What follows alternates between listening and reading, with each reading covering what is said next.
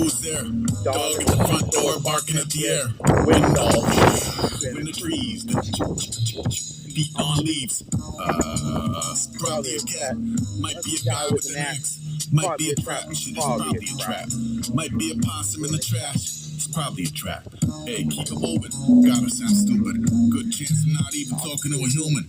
Then again, it's probably a trap. Somebody had to set it. Depending on the type, maybe several. Yeah, that's right. It's probably several. Several come together to make the one and take it one forever. I'm thinking it's a pretty damn sophisticated trap, utilizing some technology I didn't know we had. Maybe I am entirely tripping. It might have been the neighbor's kid, but I have no suspicions. I wish it were as simple as a critter, but it isn't. I feel that it's important we consider all dimensions. Like, oh, I don't know, maybe it's a trap. I step onto the lawn, they'll jump out with the bag. I wake up in some alley on a wholly other plane. Can't remember who I am, I had to get back to the base. I realize people think that I am off the deep end. I say that it's a